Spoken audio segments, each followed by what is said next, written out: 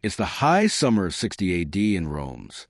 Rule over Britannia is under dire threat.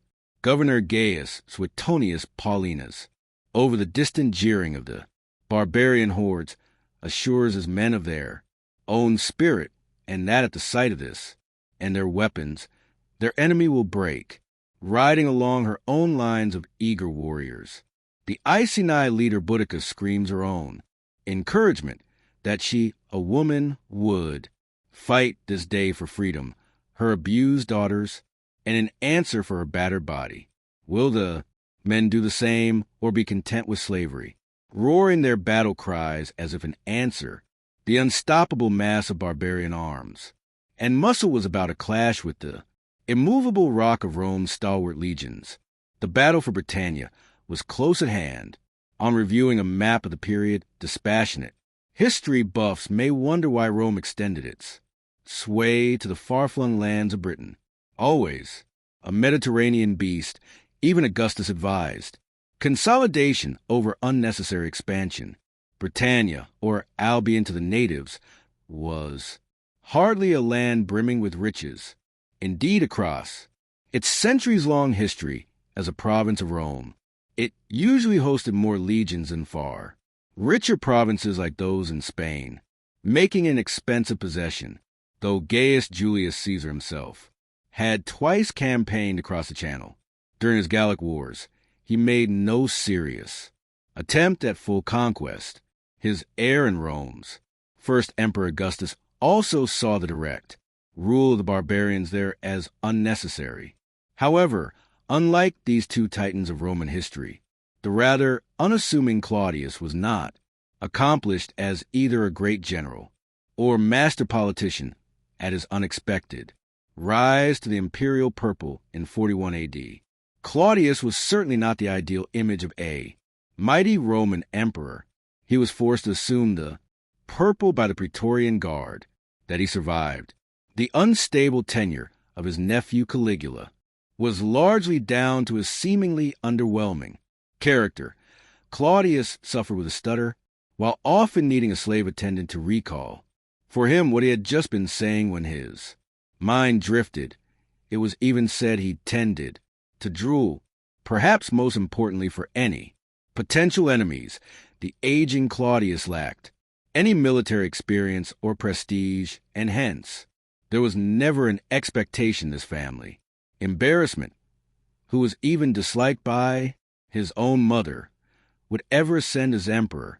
Yet despite first appearances, Claudius was no idiot, and ascendant as he was, there was still doubt within the Senate, with many suggesting the restoration of the Republic, perfectly aware of the boost the subjugation of Britannia would bring. It was against this backdrop that the unlikely conquest was begun in 43 AD under the leadership of Aulus Plautius.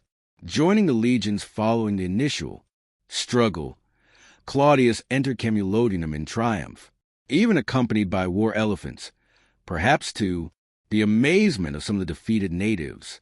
Back in Rome, his triumphal arch declared that Claudius had taken the submission of 11 native kings who had been overcome with no losses, and that he was the first to bring those barbarians across the ocean under the sway of the Romans.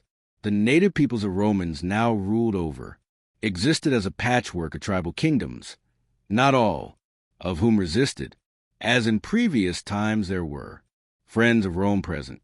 Indeed, the casus belli of 43 AD was in fact the exile of Verica, the long-reigning king of the Atrebates, who had been driven into the arms of the new emperor by civil strife and the aggression of the Cativalani. Another key ally of the invaders was another famous queen, Cartimandua, who ruled the northern Brigantes.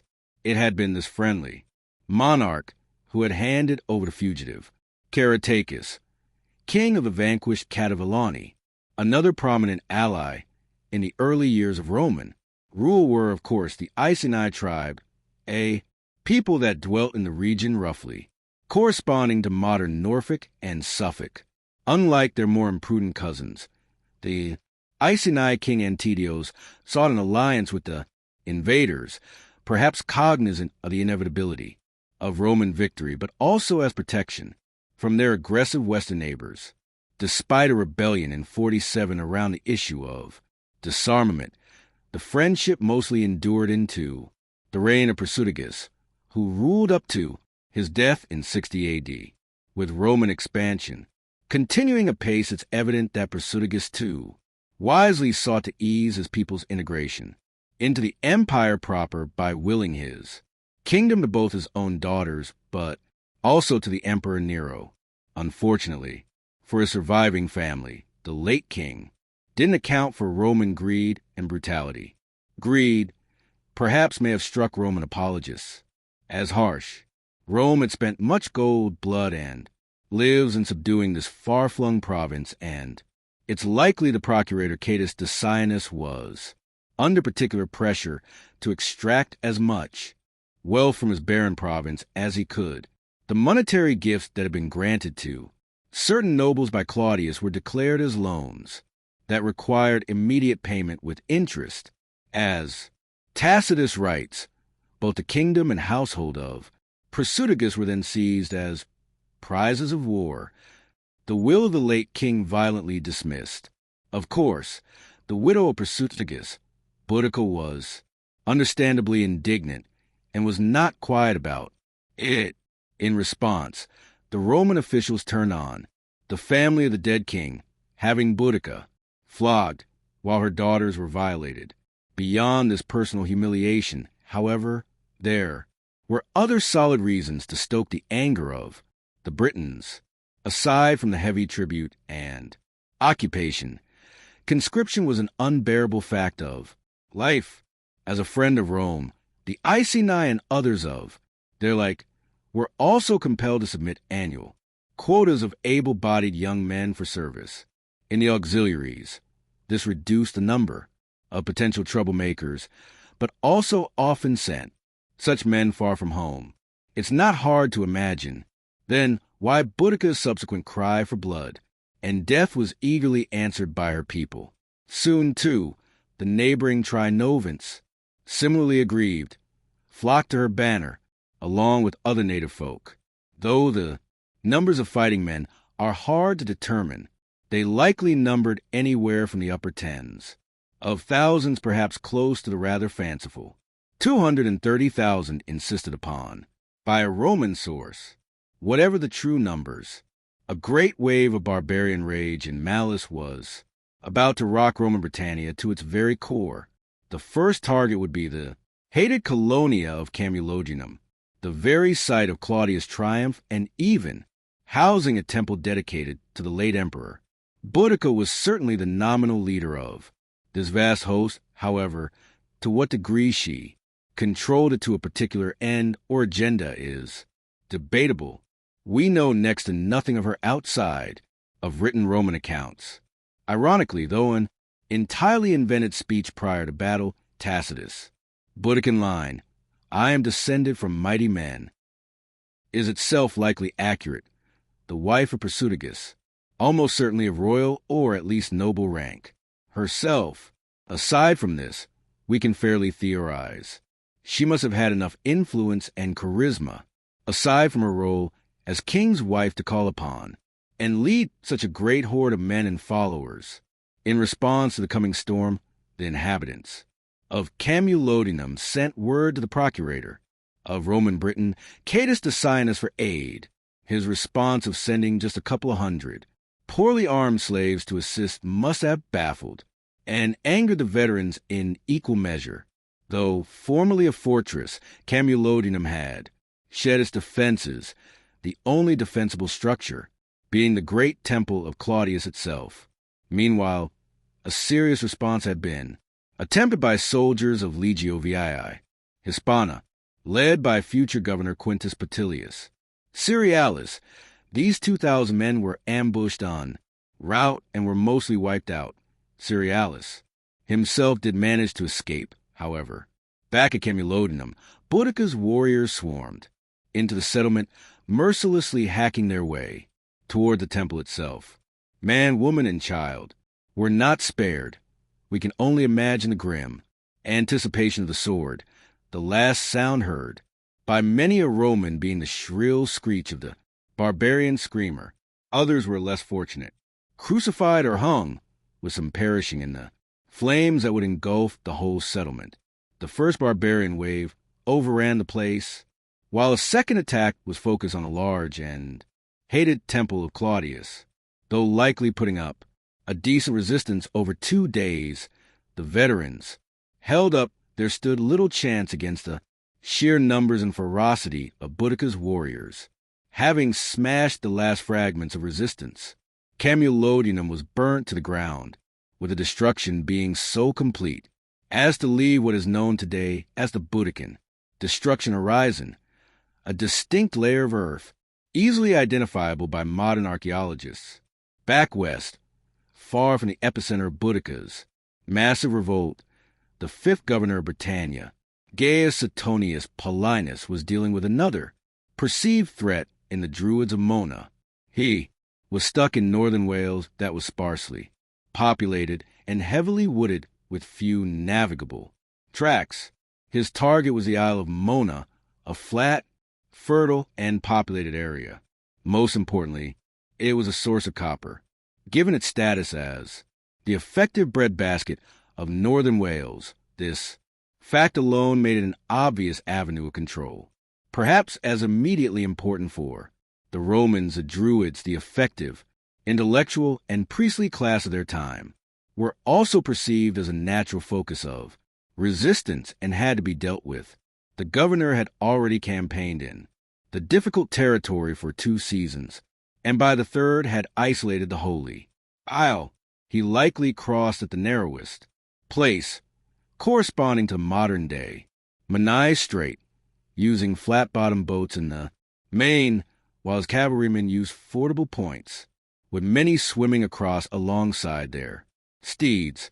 With Paulinas were the legions, Exi Gemina and XX, with the support of an undesignated number of auxiliaries, including the renowned Batavi cohorts, famed for their amphibious capabilities and fierceness.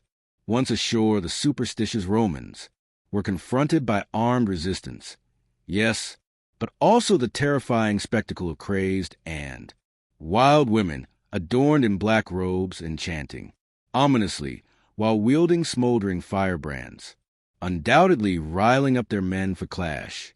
They screamed and cursed at the Roman approach.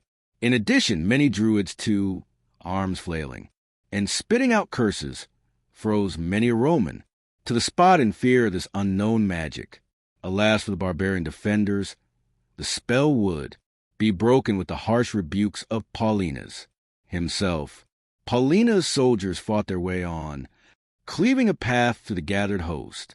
Those defenders not cut down perished in an inferno of their own making, and with this gory conclusion, a way of life was definitively destroyed. Following the battle, the sacred groves were thrown down and the Druids suppressed. Around the same time that the last embers of the Druids' army were dying, a fast messenger reached Paulinus to inform him of the far greater threat to the east. With Camulodunum desolated, he left the army in Wales behind and rode with all haste towards the next barbarian target. Boudicca's horde focused their wrath on the new Roman town of Londinium. With his army still too far west to defend the town, Paulinus was forced to leave its inhabitants to their grisly fate. Perhaps many folk followed his example, heading in the direction of the approaching Roman forces. For Paulinus, the salvation of the province would better be assured by his reuniting with his army. The ominous Boudiccan destruction horizon scars the modern city's underbelly too, with Boudicca's horde stripping the town bare and leaving a trail of bloody destruction and depredation in its wake. Lumbering along what would become Waddling Street, the Britons set their sights on Verulamium as the next stop on their path of destruction. Like Camulodunum before it, Verulamium, corresponding to modern Street, Albans, was a town built over existing tribal centers. Verulamium was significant as the old capital of the Catavillani, the tribe of the enemy of Caesar, Cassivellaunus. Evidently, word appears to have traveled fast, As though here, too, the Boudiccan destruction horizon is present, there is also a conspicuous absence of caches of coins, indicating that the inhabitants had time to remove themselves and their movable goods away from the horde. The precise location of the battle will likely never be known, though the site of Mansetter is a decent candidate. The rapid movement and deployment of such a large number of men still required time, and then even more so on deciding on the field of battle and to give Paulina's men time to rest up. The governor also likely hesitated to meet Boudicca's horde too far down Waddling Street, given he had also dispatched orders for Legio to Augusta to reinforce him. In the event, Poenius Posthumus, the effective commander of the legion, failed to respond, depriving his comrades of much-needed support. Paulina's, meanwhile, positioned the army he did have, numbering around 11,000 men, in what Tacitus describes as a defile, his flanks and rear guarded by wooded slopes that necessarily funneled the more numerous barbarian horde into a frontal assault. Though Boudicca and her lieutenants may not have known it, this was a daunting challenge even for their vast numbers. Indeed, though counterintuitive to us, the Roman commander may have welcomed a pitched battle over the dangerous prospect of a prolonged guerrilla war. In a set-piece battle, the Roman had the clear advantage, whereas the barbarian ambush of the Ninth Legion had shown just how deadly they could be in the style of conflict. For their part, Boudicca's horde of at least tens of thousands of warriors likely felt confidence in their numbers, the boldest among them eagerly awaiting the first blood of battle. This is easy to understand. Perhaps even Boudicca, too, buoyed up by previous easy victories, dared to hope that through sheer ferocity and force of numbers, her valiant countrymen could expel the Romans. Barbarian scouts on the day would have spied the Romans arrayed as followed, with the legion's dead center, the auxiliary cohorts flanking these, and the aili completing the formation. The stark and silent line of scutum shields were the obvious and only target for the frenzied and screaming noble charioteers, and the masses who would follow them. Before battle commenced, however, the Iceni leader